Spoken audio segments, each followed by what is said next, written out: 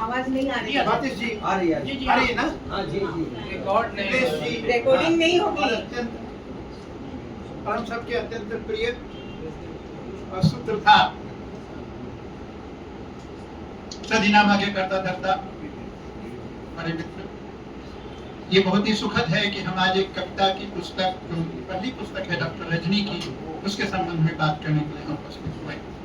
और उससे भी अच्छी बात यह है कि कविता के संदर्भ में छंद आदि की भी चर्चा हमारे सामने हो गई। तो जब दो चीजें, दो आमने सामने ग्रुप हमारे साथ हैं, तो एक छोटी सी बात टिप्पणी से शुरू करते हैं। देखिए, वैदिक कविताओं में कहीं भी कोई उस अर्थ में छंद का दिखाई नहीं। कालिदास की कविताओं में भी उस तरह से आप तुकबंदी खोजेंगे तो नहीं मिलेगी, लेकिन एक मिनट में याद हो जाएगा। छंद के संदर्भ में जो वैदिक मान्यता है वो ये है, छदि आह्लादने और छदि छादने। छंद, छद शब्द, छदि शब्द से धातु है। तो उसके दो रूप बताए हैं। एक तो कहता है कि वो आह्लादने, आह्लाद उत्पन्न करता है छंद, या छादता है उस भावना को जो आप व्यक्त करना चाहते हैं। मेरे हिसाब से कविता वह अवश्य है जिसमें आपकी कुछ भावुकता प्रकट हो, अन्यथा वो गद्य। अगर विचार प्रधान हो गया, चाहे वो किसी भी रूप में, बेनीपुरी जी तो की कविता तो कहते हैं कि उड़ती हुई खंजन की तरह खुदकती हुई चलती है, उनका पूरा गद्य चलता है बेनीपुरी जी का, लेकिन है तो वो गद्य, कविता नहीं है, क्योंकि उसमें कोई विचार कर रहे हैं, कुछ संदेश दे रहे हैं।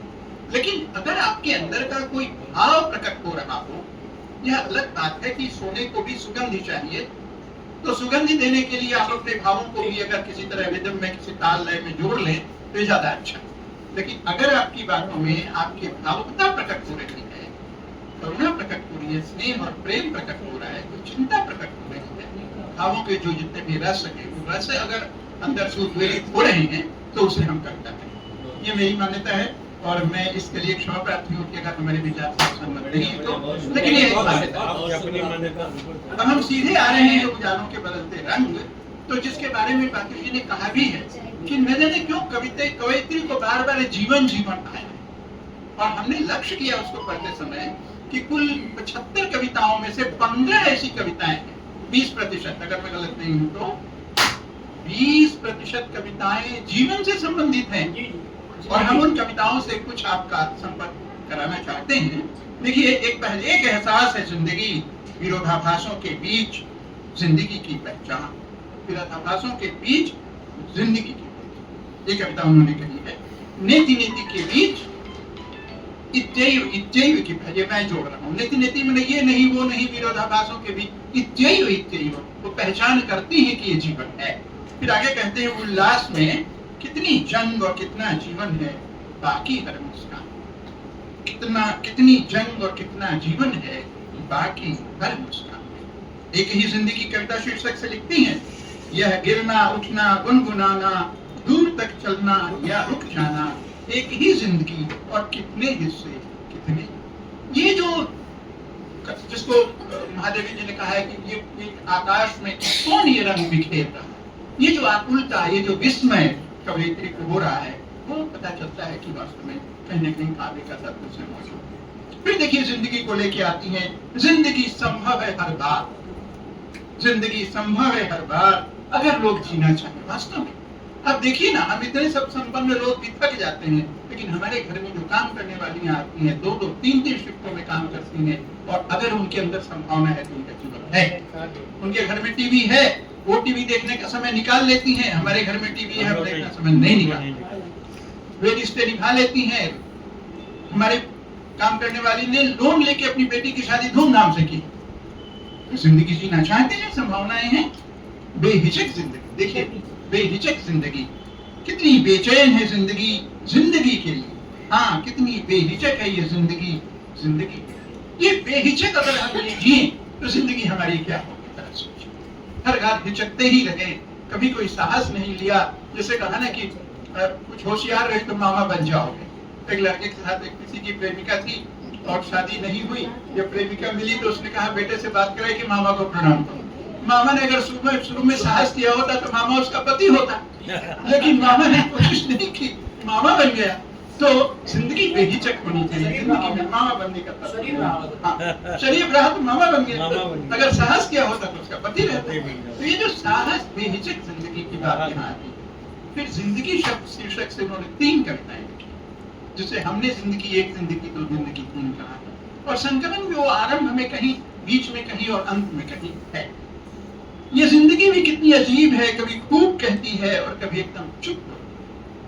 ये जिंदगी की एक अजनबीपन पर, जिंदगी को न समझने। और वास्तव में एक बड़ी अच्छी कविता है कि उलझी है वो गुत्थी जिसे आदम के जमाने से वो आज मैं सुलझा रहा हूँ।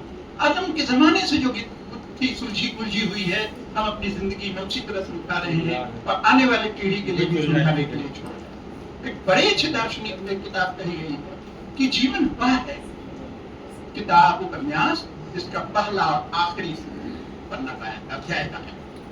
वो एक ऐसा उपन्यास है जिसका पहला अध्याय भी नहीं और आखिरी अध्याय, हम जो भी पढ़ रहे हैं बीच के अध्याय को पढ़ते। न जन्म के पहले हमारे कुछ खबर थी कि हम क्यों आएंगे और न बाद में हम जाएंगे। जिसको बहुत अच्छे शायद निकल आएगी, लाई हयात आए पता ले चली चले न अपनी खुशी से आए। क्या बात है। तो ये बात वहां पे आई। फिर जिंदगी 2 में उन्होंने कहा है, जिंदगी तुम्हें हर रोज हर बार ही सोचती हूँ, पाती हूँ और तुम्हें खो जाती। बात तो सही है। जिंदगी में अगर हम खो न जाएं, जिंदगी का परीक्षक बन के बैठ जाएं और हर बात पर टिप्पणी करते रहें, इसे ऐसा होना था, इसे वैसा होना था, इसे कैसा होना था, तो इस बीच में आपके हाथ से जैसे बालू मुट्ठी में बांधे या बालू निकल जाता है, आपकी जिंदगी आपके से निकल। जिंदगी 3 में कहती है कवयित्री, जिंदगी तो बस एक अवसर है स्वयं तक पहुंचकर विशेष को पाने। ये बहुत अच्छी बात कही है। स्वयं तक पहुंचकर विशेष को पाने का ये उनका रंग है। और कविता है, जीवंत जिंदगी भीड़ में भी जीवित है, तन्हाई में भी सांसें भरती हैं, संसार भर की धूप छांव के लिए जिंदगी जीवन है। जिंदगी जीवन धड़कन जिंदगी से ही संबंध। अपनी हर आहट में सदियां जीती थी, बात सही है। कभी कभी वही है ना, आइंस्टाइन ने जो कहा है रिलेटिविटी के बारे में कि प्रेमिका के साथ 10 मिनट 3 घंटे बैठो 1 मिनट की तरह गुजर जाता है, और दुश्मन के साथ 5 मिनट सफर करना पड़े बस में अजनबी के साथ तो घंटों की तरह लगता है। तो भीड़ में भी जीवित है, तन्हाई में भी सांस नहीं धड़कन। अपनी हर आहट में सदियां जीती, अपनी ही लय की पहचान है धड़कन। खुद के एहसासों के प्रति कभी लापरवाह न हुई है। एक सजगता, कुछ बटोरती जिंदगी, रंगों में खेलती डूबती उभरती जिंदगी, हर पल हल रहमे में कुछ चुनती कुछ भीनती जिंदगी। वास्तव में अगर हर कटु अनुभव से भी हम कुछ नहीं निकाल सके, आप देखिएगा गालिब की जिंदगी के जितने कटु अनुभव थे उसको सहज करके उन्होंने कितनी बड़ी कविताएं की। और उनकी वे श्रेष्ठ कविताएं हैं जिसमें उनका सबसे ज्यादा दरो दीवार पर क्या साया हुआ है और हम हैं बायबा में। कविता है कि उनके घर में कोई पेड़ पौधे उग गए हैं, खंडहर हो गया है, तो कह रहे हैं कि घर में आई हुई है, हम बयाबा में है घर में बाहर आई, हम बायाबा में है घर में बाहर आई है। यानी वो घर की दीवारों पर जो कुछ उभर गए हैं उसको भी वो देख रहे हैं कि हम घर में बाहर है। तो ऐसी चीजों को चुनते हुए चल रहे हैं। हर कुछ चुनती कुछ बटोरती है जिंदगी, नई पहचान है जिंदगी। मैं थोड़ा जल्दी समय की सीमा मेरे नई पहचान है जिंदगी, अंधेरों में डूबती रोशनी की पुकार पर उछलती, कभी मदहोशी कभी सिर्फ एहसास है जिंदगी। वास्तव में ये बात है, कभी मदहोशी कभी एहसास है जिंदगी। कब हम मदहोश हो जाते हैं और कब हमें कुछ एहसास वहां से चुरा के लाना होता है। जीवन वहां है, सारे साधन हैं जीने के, पर जीवन का देखिए, जिस बारे में हमने थोड़ी देर पहले कहा है कि आपके पास बहुत कुछ है, करवटें बदलते हुए उस बिस्तर पर आपको नींद नहीं आती। अगर नींद आती है तो एक जमीन पर एक छोटे बिछावन पर भी वो नींद आती है। जीवन वहां है, सारे साधन हैं जीने के, पर जीवन कहाँ। भोर की किरणें भी कहती हैं वो रोशनी कहाँ है, जिंदगी तो सरिता से बही जा रही है, बही। वास्तव में हम सभी बैठे हैं, लेकिन ये जो समय है, हमने घड़ी से समय को बांधा हुआ, लेकिन समय तो अविभाज्य और अखंड है, ये बहा ही जा रहा है। इसके पास कोई विभाजन की बात नहीं, हमने अपनी सुविधा से इसे बांधा है, विभाजित किया। जीना सीखा, कर दे जख्मों को पूरे दे जख्मों को बहलाना सीखा है, जीवन के हर रूप रंग में जीना सीखा। वास्तव में इसने जीवन से सीख नहीं ली, अपने साथ कोई व्यवहारों से, दूसरे के साथ कोई व्यवहारों से सीख नहीं ली, और खास करके जख्मों से सीख नहीं ली, तो जीवन नहीं रहेगा। ऐसा संदेश कवयित्री दे रही है। यहाँ जो भी बात हो रही है कवयित्री की ही बात हो रही है, मैं अपने शब्द मात्र दे रहा हूँ। सफर जीवन का कितनी अजीब बात है। अजनबियों का पल भर में अपना होना, ये शायद सबने महसूस किया होगा। कितनी अजीब बात है अजनबियों का पल भर में अपना हो जाना, और घनिष्ठ अपनों का पल भर में ही कुछ दूर हो जाना। ये अचानक से अपने लोगों का इतना विस्मय करती है कवयित्री, और उसका यह विस्मय हम सब का विस्मय बन के आता है। इस तरह हमने देखा कि उनकी इन कविताओं में कम से कम 15 कविताएं ऐसी हैं जिसमें उन्होंने जीवन का। और एक बात और है, कहीं की कविताओं में 2-3-4 जगह पिघल जाने की बात है। पिघलना आया है, कई भी पाए पिघल जाने का। पिघल जाना क्या है? देखिए, जब तक हम ठोस रहते हैं तब तक हमारे साथ अहंकार अहंकार हम एक ठोस पदार्थ की, जिसको अंग्रेजी में कहते भी हैं कि square in A peg, in round peg, square in A round peg. एक राउंड पेग है, उस पर स्क्वायर डाल रहे हैं, वो कभी भी रास्ते से निकलेगा नहीं, वही अटका है।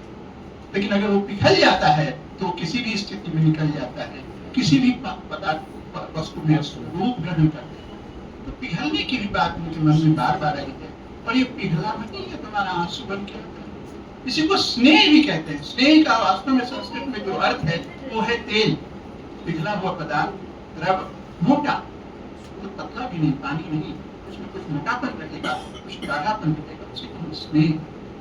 तो स्नेह और बाती, हम लोग अक्सर तेल और बाती, तो ये जो पिघलापन की भी बात इन्होंने कही है। और इस प्रकार से डॉक्टर रजनी साहब की एक कृति उजालों के बदलते रंग के हमारे बारे में जो मिला है, वास्तव में देखिए, सर्जनात्मक साहित्य संस्कृति से बनता है, और हम जब उस पर टिप्पणी करते हैं तो वो आगे चल करके सभ्यता का इशारा करते हैं। संस्कृति अपने रूप चल रही है। बाती सर ने भी जो बातें टिप्पणी की वो एक सभ्यता की तरफ बढ़ रहे हैं। तो सभ्यता और संस्कृति दोनों एक दूसरे से अंदर उठे हुए हैं, और उठे हुए रूप में हम इन कविताओं को देख सकते हैं। और इन्हीं सब के साथ ये बात और भी कही जाएगी कि मैथिली शरण गुप्त ने एक बहुत अच्छी बात कही है कविता के संदर्भ में, जो इनकी कविताओं को पढ़ के हमने देखा है कि उसमें जो एक प्रच्छन्नता है, एक सरलता की बात जो उन्होंने कही है। छंद तो आ जाएगा, तुतलाते गायन आ जाता है। कौन ऐसा गायक है जो सीधे गायन ही सीख लेता है? और वो किसी भी लेवल पर रहेगा तो उसके लिए ऊपर एक आकाश बना ही रहेगा, ऊपर एक लक्ष्य रहेगा। तो ये बात हम किसी भी कवि के बारे में कह सकते हैं। कहना हो तो के बारे में, भगवद गीता पर कहा जा सकता है कि उसमें कितनी त्रुटियां, वैदिक मंत्रों के बारे में कहा जा सकता है उसमें कितनी त्रुटियां, लेकिन वैदिक मंत्र है। तो मैथिली शरण जी ने कहा है बहुत अच्छा, हिंदी कविता किस ढंग की हो, हमारे काव्यों की भाषा यथासंभव सरल रहनी चाहिए। प्रसाद गुण के बिना सारे गुण दबे रहते हैं। राष्ट्रीयता के और व्यापकता के लिहाज से बोलचाल की भाषा में कविता लिखना विशेष। इस कसौटी को जब हम सामने रखते हैं तो डॉक्टर रजनी की कविताएं, उनका ये संग्रह हमें निश्चय ही भारती के भंडार में एक नया अध्याय जुड़ता है। और इस कविता को जब देखता रहा सारा कुछ, ये जिन बारे में हमने कहा जीवन के बारे में, तो एक संस्कृत का बहुत ही महत्वपूर्ण श्लोक पर लगा, और लगा जैसे इनकी 15 कविताओं में उस श्लोक से कहीं ना कहीं कुछ न कुछ अंश ले लेकर के कविता की रचना हुई हो। श्लोक के पाठ के साथ में पर अपने विचार विराम दूंगा। क्वचित वीणावाद्यम क्वचित आहेति उदितम, क्वचित वीणावाद्यम, अर्थ आप समझ पाएंगे। क्वचित आहेति उदितम, क्वचित नारी रम्या, क्वचित जराजर्जरित वपुः, क्वचित विद्वद्गोष्ठी, क्वचित सुरामत्तकलह, न जाने संसारः किम दुःखमयः सुखमय। तो ये पूरे दुखमय सुखमय जीवन को, विभिन्न संदर्भों को कम से कम इन कविताओं में इन्होंने, ऐसा लगता है कि इस गीत के, इस श्लोक के कुछ न कुछ स्फुलिंग इन कविताओं में समाये हुए हैं। पूरी 75 कविताओं को देख पाने की सामर्थ्य मुझ में नहीं थी, इसलिए हमने अपने का सरलीकरण करके आपके सामने ये अपने विचार प्रस्तुत किए। इसके लिए आप सबने हमें बुलाया, सुना, आप सबका धन्यवाद।